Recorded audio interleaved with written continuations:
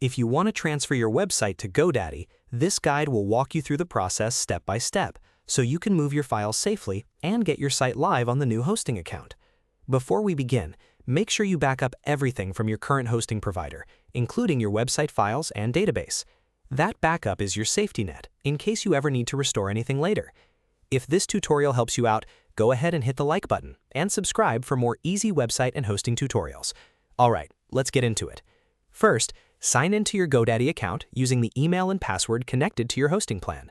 Once you're inside, go to My Products, then find Web Hosting and click Manage next to the hosting account you want to use.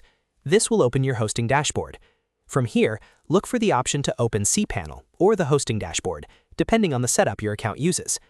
Once the dashboard loads, open File Manager. File Manager is where you can upload, move, and organize the files for your website.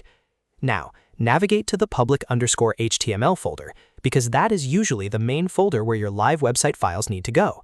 If there are any old files already there, review them carefully before replacing anything, so you don't accidentally remove something important. Next, upload your website files into the public_HTML folder. This includes your HTML files, images, themes, plugins, or any other files your website needs to function properly. If your website uses a database, you'll also need to import that database separately through the database tools in your hosting panel. After the files are uploaded, double-check that everything is in the correct directory and that your file names and folder structure look right. If your website requires configuration updates, such as database credentials or domain settings, make those changes before testing the site. Once everything is in place, open your domain in a browser and check that the website loads correctly.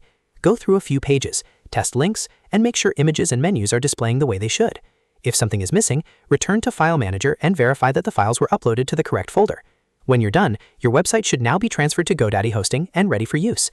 Taking the time to back up your files first and carefully upload everything into public_HTML makes the process much smoother and helps you avoid problems later. If you found this helpful, don't forget to like the video, subscribe to the channel, and leave a comment if you want more website migration tutorials.